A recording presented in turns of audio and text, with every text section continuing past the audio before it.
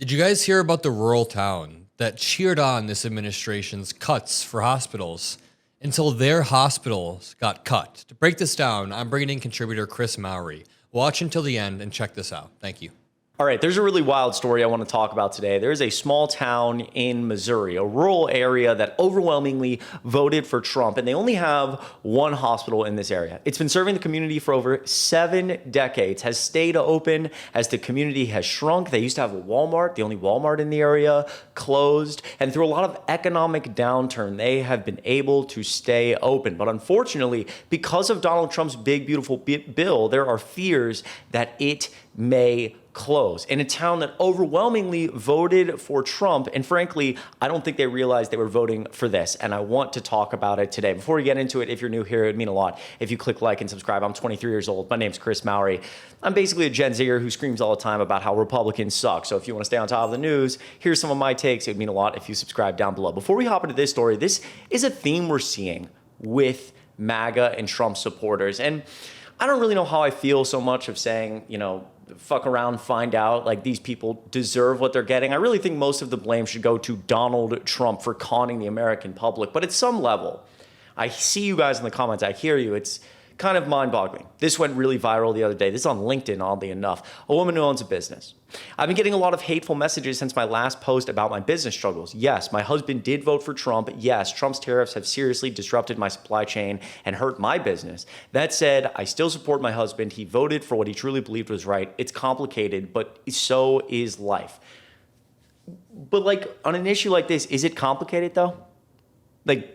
Really? This is where I get to the point where I'm like, okay, fuck around, find out. He told you a million times he's going to implement tariffs. And it really was pretty simple. He was lying to your face when he said tariffs are paid for by other countries. People like you and I screamed, hey, they're not. They're going to be paid for by American businesses, and this could really hurt. You can let me know what you think down below. But we see people like Ellie just in the last few days, a month ago. Latinas for Trump co-founder blast, quote, inhumane immigrant arrest. Florida State Senator and co-founder of Latinas for Trump issued a stark rebuke of President Trump on Sunday as his administration seeks to ramp up deportations and other actions against migrants without legal status. Garcia took particular issue with reported tactics in southern Florida, where immigration officials have allegedly been making arrests in immigration courts and taking other steps to target individuals otherwise in compliance with legal orders. She posted on Twitter, quote, "This is not what we voted for. I have always supported Trump through thick and thin. However, this is unacceptable and inhumane."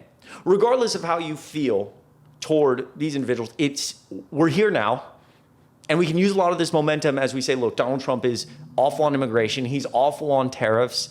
He's ripping people off their health insurance with the big, beautiful bill. And now it's time to punch back and let people know, hey, now you realize this isn't what you voted for. You got to get out there in 2026 so we can change this country.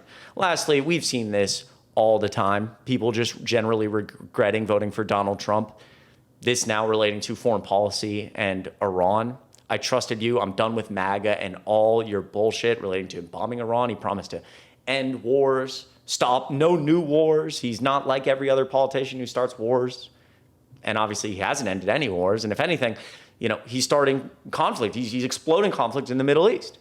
Obviously bombing Iran. I fully regret voting for this shit. I wanted peace and American first. I got neocon, warmonger, Bush 2.0 bullshit. Prayers to all the families whose sons and daughters got involved in this mess. So that brings us all the way back to this story, where we see a lot of regret on issues of immigration, the economy, tariffs, foreign policy, and now the big, beautiful bill. Missouri, quote, "We need some help. Can a rural hospital on the brink Can a rural hospital on the brink survive Trump's bill?" Republican lawmakers voted for the big, beautiful bill, but cuts to Medicaid will hit hard in rural areas like Missouri's poorest county.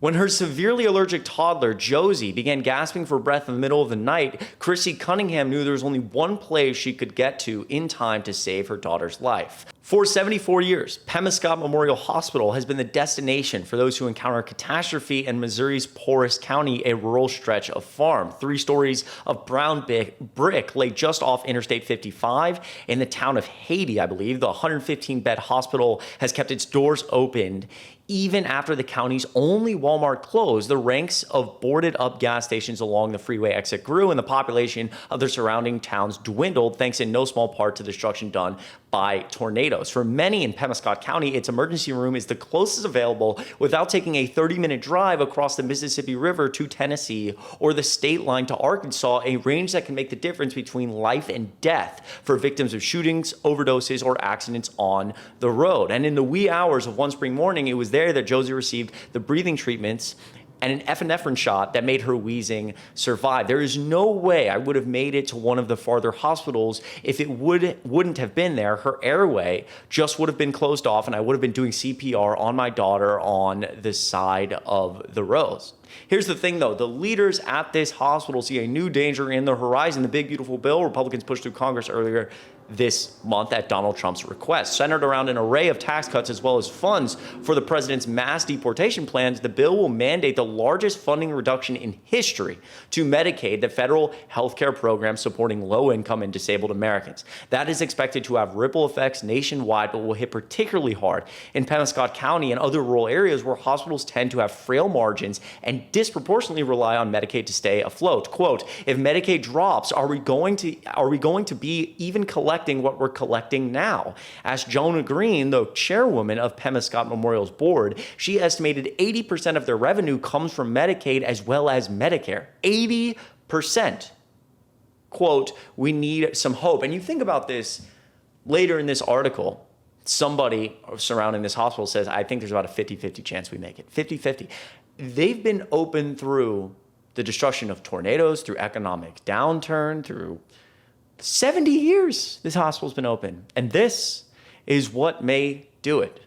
Unbelievable. The changes to Medicaid will phase in beginning in late 2026 and require enrollees to work, volunteer, or attend school 80 hours a month, with some exceptions. Trump carried Missouri, a Midwestern state that has veered sharply away from the Democratic Party over the last 3 decades, with more than 58% of the vote in last November. In Pemiscot County, where census data shows more than a quarter of residents are below the poverty line and the median income is just over $40,000 a year, the median income, he was the choice of 74% of voters. So 74% of people in this community voted for Donald Trump, who is probably now going to get their hospital closed. And it's just so sickening that we have people in the White House and in Congress who believe in nothing but enriching themselves and having power, and they don't care. They don't have a single belief in their head. They will say anything. They will do these insane media campaigns just lying to the American public about what Trump's doing, what bills he wants to pass. He's going to, focus on fiscal responsibility as he passes a bill that explodes the deficit by $3.5 trillion. Oh, sorry, yeah, we lied. Next issue. Move on. It's sickening. It's why we have to get people in office who actually actively and actually care. Senator Josh Hawley publicly advocated, against slashing the healthcare program, writing in the New York Times, quote, if Republicans want to be the party of the working class, if we want to be the majority party, we must ignore calls to cut Medicaid and start delivering on America's promise for America's working people, right? But if you go against Trump on any of these issues, like the big, beautiful bill, the Epstein files, tariffs, it's over. You have no place in the Republican Party. It's a cult. In terms of the elected officials, it is a cult. Your profile picture on Twitter better have Trump next to you. If you've never taken a picture with Trump, AI it in. I'm dead serious. You see banners of representatives on Twitter who haven't taken a picture with Trump or don't have one, and they will photo generate a picture of Trump next to them. I'm, if they're a representative in Alaska, I'm Alaska's biggest Trump supporter. It's all about Trump. And if you can't get in line and vote yes on everything, you have no place in this party. And it's stunningly, stunningly, stunningly sad. And so in terms of this bill and the hospital, it's a gamble for a state that has seen 9 rural hospitals close since 2015, including one in a county adjacent to Pemiscot, with a further 10 at immediate risk of going under. Immediate risk. The Missouri Budget Project think tank estimates that the bill will cost 170,000 of the state's residents their health coverage, largely due to work requirements that will act as difficult to satisfy red tape for Medicaid enrollees, while the cap on provider taxes will sap $1.9 billion from the state's Medicaid program. Again, this isn't going to increase people working. It's not like the bill is demanding all these people work who are just sitting around not working. Most of the reason that people get taken off their health insurance because of bills like this is just red tape issues. Like the majority of people we've seen in individual states who have tried to implement Medicaid work requirements, when they lose their health insurance, it's because they didn't know that they needed to submit more information to the government, so they lost their health insurance. They didn't know how to submit more information to the government, so they lost their health insurance, or just like red tape BS, where like they're submitting documents, maybe a document's like got an error on it, and so they're like, nope, you lose your health insurance. It's not like, oh, there's all these people not working, and they deserve health care. And so finally, quote, our community cannot go without a hospital. Healthcare, employment, industry, it would devastate everything. And so in Pemscott, the 3 county commissioners, all Republicans, gathered in a conference room in July this month to talk about keeping the hospital open. And one of them said, quote, it's 50-50 right now. But as long as we have some money in the bank of the county, we're going to keep it open. We need healthcare. We've got to have a hospital. Let me know what you think of all of this in the comments down below. Not just this incredibly sad story, but also these stories that I talk about and people who now regret their vote for Donald Trump. I'm hoping Democrats can find messaging that relates to the working class and help some of these individuals. And it's really incredibly tragic that communities like this are going to continue to suffer because of the Medicaid cuts in the big, beautiful bill. If you enjoyed this video, it would mean a lot if you clicked like and subscribe down below. I appreciate you so much. I hope you have a great rest of your week, and I will see you in the next video.